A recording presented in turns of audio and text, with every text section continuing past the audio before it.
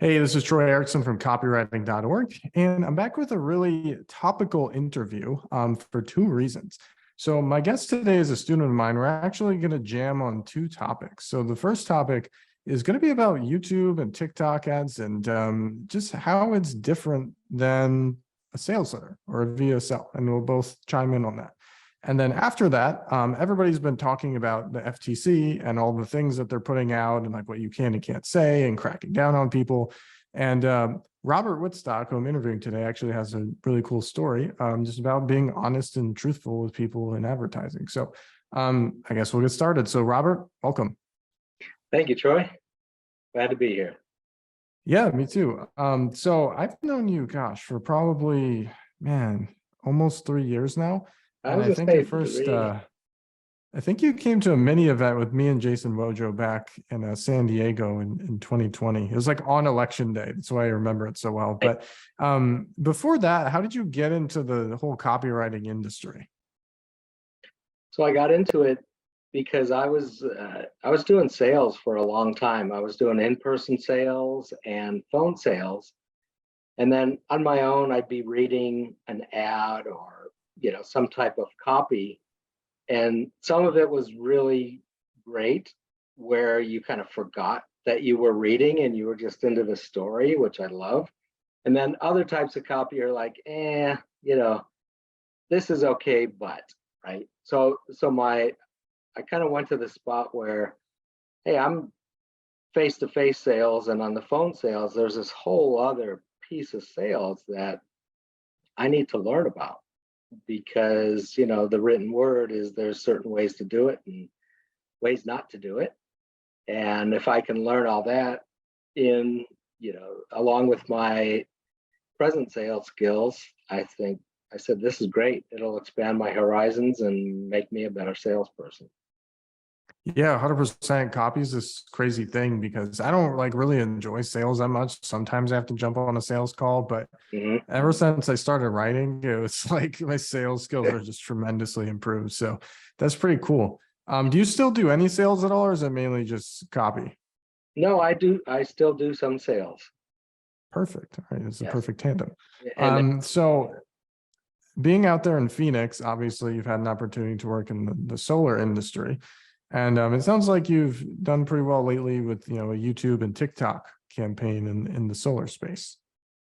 Yeah, so I was asked to do some ads to get basically lead gen stuff for YouTube and TikTok. And gosh, 99% of them, it just sounds like they're on repeat forever, right? So I wanted to try, even though they're working, I did part of them, the ones that were working, but I wanted to do some other ones too that were spoke to people with families and stuff, and spoke about energy, what happens if you lose your power and so forth, what are your kids going to do, what's your family going to do. So I was able to stuff that in very few words, and it ended up getting 1.4% just out of the gate, which was fun. That was fun to do. So those two went in.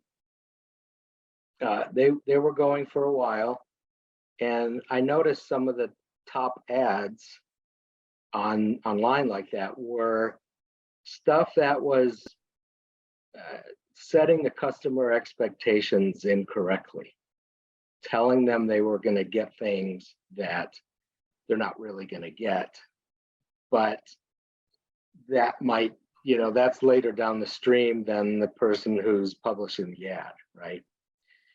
So what I did with those is just, I didn't put that in my, I didn't put that in my formula, because I know the problems it causes down the line. So our discussion about, setting customer expectations really came into play here with our talk. Yeah, 100%. And, we'll touch more on the FTC in a moment, but I do want to ask a couple questions. So, with YouTube and TikTok, obviously a lot of people these days, they think it's just a bunch of kids on TikTok, and being able to create an ad. And I know you wrote it primarily for YouTube, but were there any TikTok-y elements of this, or did you just write it like a YouTube ad? were there any like social trends, or like, what was like the main hook of the ad? The main hook was mostly, when your power goes out, what are you going to do? And you're seeing some of your neighbors get solar, they're getting a battery put in, and as a father or maybe a single mom, what are you going to tell your kids when the electricity goes out and they look at you and say, well, Susie's house next door has lights, how come ours doesn't? So I use a little elements of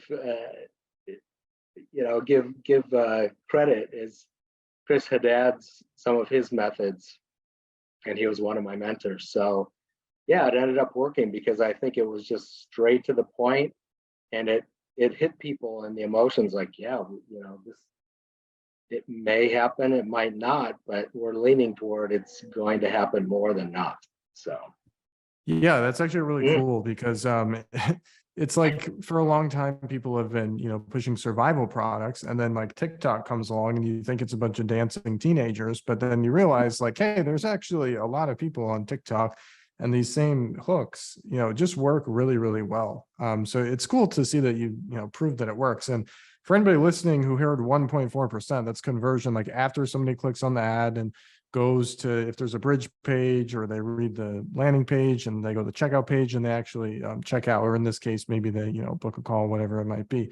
So 1.4%, obviously, 2% is like amazing in most cases, just kind of depends on the price point, of course. But I guess for some clarity there too, were people booking a call? Were they buying something right away? What did it look like? Yeah, they were booking an appointment. Okay, gotcha. And then somebody would come out to their house, or how did that work? Either way, they could have a phone appointment, or they could have somebody come to their house. That Okay, was gotcha. kind of further down the funnel, that I really didn't have any control over that part. Yeah, of course. Yeah. So awesome. So what is a KPI in those instances? Because obviously a lot of times people, it's like very clear when you get a client and they're like, hey, we want to sell more of this thing, where people can just, swipe their credit card virtually. What was the KPI for this client? Is it book calls, or is it like applications or something else? Yeah, the true thing, I'll go through it quickly. So people fill out the form and you get a lot of garbage, so they have to be contacted, right? And then what's called a sit, meaning the call actually happened, or the rep went to their home and they answered the door. Because sometimes they're just playing and they'll just leave somebody on the porch and not even answer the door. Yeah, that's a good point, because a lot of people, they'll try to like inflate their conversion rate, like to the point where it's just a bunch of fluff and it's like a bunch of bad leads that literally never answer the phone. And like, so yeah. And again, and I guess that kind of bridges us onto the next point of honesty, right? So you kind of mentioned that as part of a promo, a lot of times people will be like, oh, hey, you get this free thing. Oh, by the way, it's not really free. And the FTC lately, I've seen so many people post about this lately, like even when it comes to like value stacks of saying like, oh, you're getting this thing included as part of the program that's worth 10 grand, and it's really not worth 10 grand, but they're saying it is, or that you're really implying very hard that somebody's going to get this financial result, and they don't get a financial result like that most of the time. And just kind of like showing things and saying things that are implying people are going to get a way better experience than what they're actually going to get. Now for somebody to get cracked down on, there's like even worse cases where people are like hiding stuff in the terms of service and saying like, when you buy, you're going to have this subscription that gets billed every month, and like nobody can see that. And like the FTC will send warnings to those people, to the people selling it. But yeah, it's just kind of crazy. It's like you hear some like really bad stories, and then lately I've been hearing things that are like, you shouldn't do them, but they're not like wild stories. I mean, what's your opinion on like where to draw the line with this stuff? Because obviously you did it once successfully, which is very admirable. But when you're writing, what's the point where you're like, all right, I'm not going to work with that client? Yeah, I mean, obviously they want you to beat their control, right? And if you have to say things that you don't believe in your heart to beat their control, then you exit gracefully. That's a good way to put it too, because like I mentioned a bunch of like a bullet point line items, very factual about the FTC, and you're like, I use my heart. So Yeah. that's pretty good. Because a lot of people don't talk about that. It's like, even if your client is not like doing something that's sketchy, it's like, is it something that you align with? So a lot of people will write campaigns for like a political party they don't believe in, or maybe like a movement or an activity that they wouldn't partake in themselves. And it's good to know that the heart can also be Yeah, exactly. a deciding factor. It's like, because if here's an analogy, like if you're going to step in that pile of poop, it's going to stay on the bottom of your shoe for a long time, right? And That's true. it really is. And I followed the ads in this industry for a while now. So for a long time, they were, really promising a lot, and probably Gotcha. more than they should have. So that kind of settled down. And now a lot of the ads they start off with, don't believe the lies. And that's not one I wrote, but it's the landscape of it has changed, because it was kind of out of bounds 75% of the time. And now people picked up on that, and they're, like I said, don't believe the lies. And that's how they're getting appointments. Yeah, it happens in the industry for sure. It's a crazy thing. So I'm not a super expert at all, but hopefully everybody is really starting to pay attention to this stuff. So Sure. and another funny thing too is, on that note of like writing what you enjoy about, I asked you before the interview, some of these niches. So obviously solar, we just talked about that one. In the Copy Accelerator Mastermind, you had a top 10 sales letter and a top 5 VSL for like these big contests they do. And outside of solar, those are in golf and like copywriting seminars, which is really funny, because it's like being in Phoenix, the solar part is very relevant. You probably like to golf. And since you're into copywriting, you go to a lot of seminars. So it's really funny that like those are the 3 things you write about. But if you could briefly talk about some of the things that you're including in, traditional sales letters and VSLs that are, increasing conversions. Yeah, sure. So my favorite copy to read, it's the copy that you forget you're reading something and you're in the story, right? So if you're sitting there reading something, somewhere in your mind, you've got a movie playing of what's happening. It's not da da da da da da da da da, and you can tell what's going to happen. Like, you've watched a lot of movies, I'm sure, and when you can tell what's going to happen next, your interest goes way down, right? So that's the kind of copy that I like. Is, of course, you have to grab their attention at the first. Does a lot of the heavy lifting up front, but you want to engage people with a story that they can relate to, and for the golfing, it's like 4 guys go out and they're all macho men, right? And then one guy's just having a bad day and he's duffing his tee shots and stuff like that. So all the other guys are going to, they're going to hit on him, right? They're going to start teasing him and whatever. And hopefully it's all taken in good interest. But for guys, they can relate to that story. So like, oh yeah, I remember when Troy and Jim and Dom and I went out, and Troy had a really bad day, man, we gave him a hard time. So those are the fun things that get them away from knowing what part of the formula they're going through and just being in a story. Yeah, that's good too, because those things, they seem very subtle to somebody who's not in that niche. Right. But like for golf, one thing I thought for the longest time, like I didn't really know what golfers worried about. And a lot of people I saw were writing, sales letters in that industry about like, reducing like how many strokes it takes or like their putting game or whatever. And then I realized somebody said very wisely once that it's what exactly you said. It's like macho men that are just trying to drive the golf ball as far as they can. And like, obviously the other stuff is cool too, but it's just the same thing in baseball. Like I grew up playing baseball. It's like, how fast can you throw a baseball? Like that's like the clout when you're a 20-year-old who's in pitching in college or even in high school.